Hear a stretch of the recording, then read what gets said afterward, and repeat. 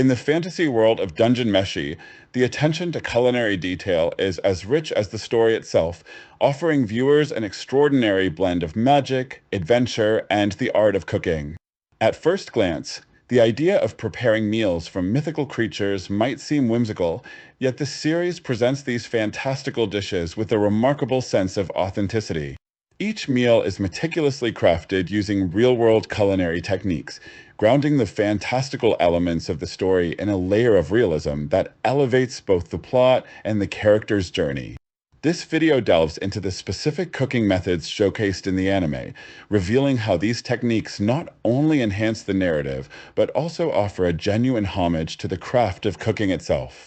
Each dish prepared from fantastical monsters is treated with the same care and attention that a chef would apply to real-world ingredients, using various cooking methods, ingredients, and techniques to create edible and, often, gourmet-level meals. Here's a deeper look into the specific culinary techniques portrayed.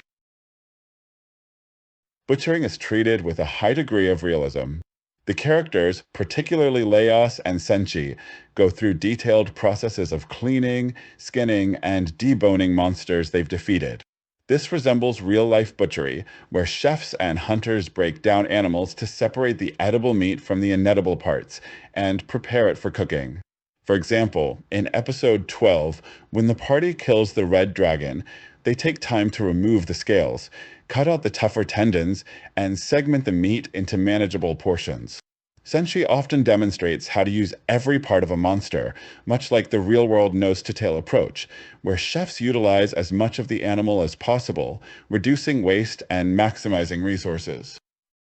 This attention to detail helps to make the cooking process feel practical and immersive, as viewers get to see the realistic steps that would need to be taken when handling game or exotic meats. The technique of braising is a frequent go-to method for Senshi, especially when dealing with tough or sinewy monster meat.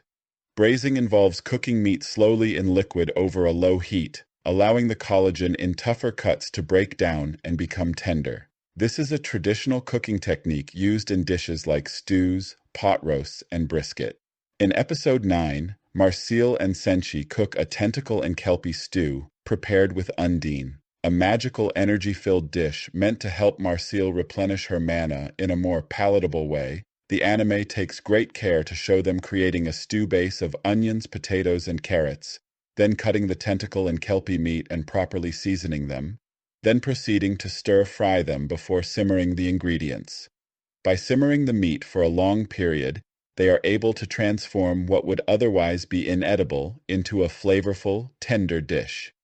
The anime carefully illustrates this process, emphasizing the patience and care required in real-world cooking to ensure the meat turns out tender and flavorful. Another common technique used in Dungeon Meshi is grilling or roasting meat over an open fire. When the party is in need of a quick meal, they often skewer pieces of monster meat and roast them over a flame, much like grilling kebabs or roasting game meat.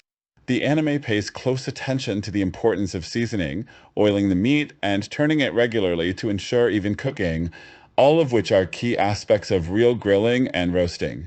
Roasting larger creatures whole, such as the basilisks in episode 2, is also depicted in the show. This method draws on medieval and rustic cooking techniques, where game or livestock would be roasted on a spit over an open fire.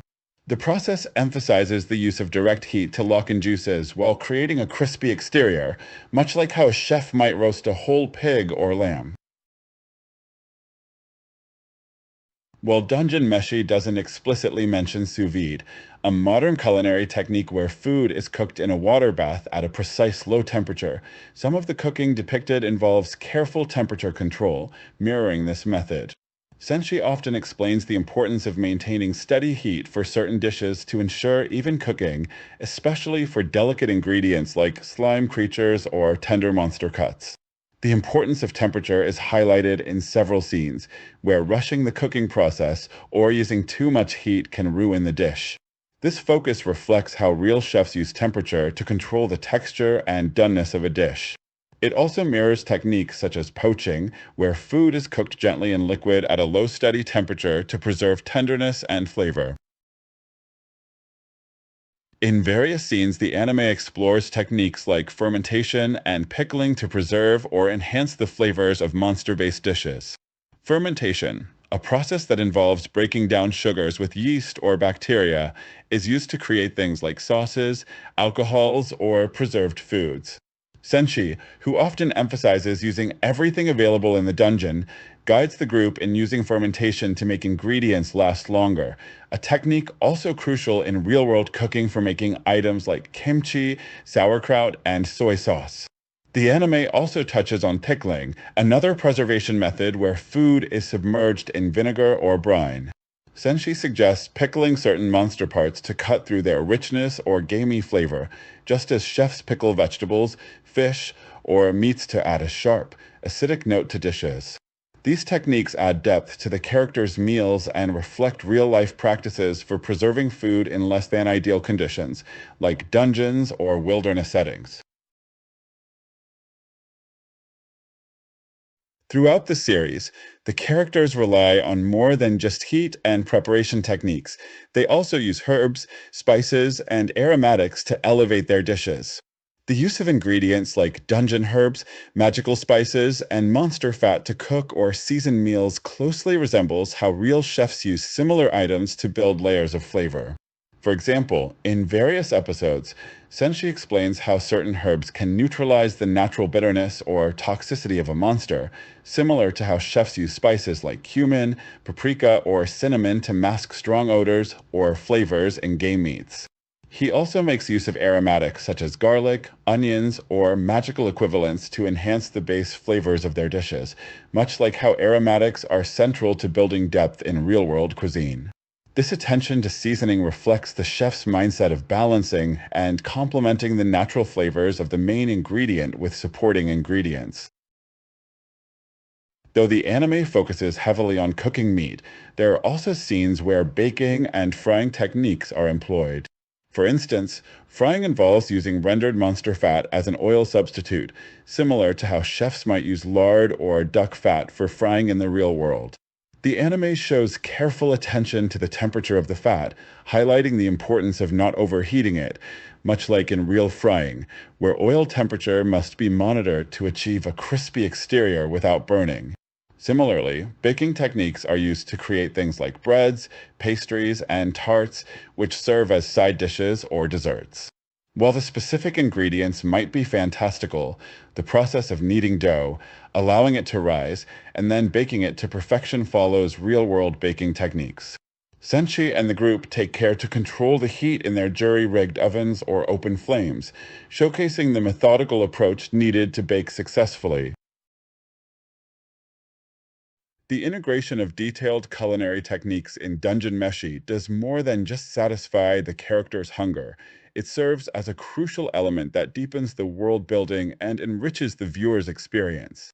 The series masterfully blends the fantastical with the practical, grounding its magical creatures and dungeons in a reality we can all relate to, the universal appreciation for food and cooking. By drawing upon real world methods such as butchering, braising, roasting, and even fermentation, the anime offers a window into the practicalities of survival through cuisine, while simultaneously showcasing the creativity needed to turn monstrous ingredients into delectable meals. More than just a showcase of technical skill, these cooking scenes highlight the care, patience, and resourcefulness required in real world kitchens. Each step, whether it's deboning a griffin or carefully controlling the temperature for a slow cooked stew, emphasizes the respect the characters have for the creatures they defeat, as well as the land they traverse. The show's insistence on using every part of the monster mirrors sustainable, waste reducing practices in modern cooking, providing a subtle commentary on conservation and respect for ingredients, even in the harshest environments. The culinary artistry in Dungeon Meshi also plays a vital role in character development and interaction. Senshi, the dwarf with a deep passion for monster cuisine, becomes not just a cook but a mentor, teaching the group the value of patience, precision, and experimentation. Cooking together strengthens their bonds, transforming mundane dungeon crawling survival into a shared creative endeavor. These food-centered moments provide the characters and the viewers with moments of respite from the dangers of the dungeon, offering comfort and joy in the form of meals prepared with care and ingenuity. By marrying traditional cooking techniques with a high fantasy setting, the anime goes beyond the usual adventure tropes and introduces a unique narrative device that speaks to the universal importance of food. Whether it's through the complex processes of butchering and braising or the simpler pleasures of roasting meat over an open flame, the anime invites viewers to appreciate the culinary arts as both a survival tool and a form of expression. Ultimately, Dungeon Meshi offers more than just a fantastical escape. It delivers a heartfelt tribute to the timeless and transformative power of cooking, reminding us that no matter how fantastical the setting, the act of preparing and sharing food brings us closer together and anchors us in the tangible reality of our world.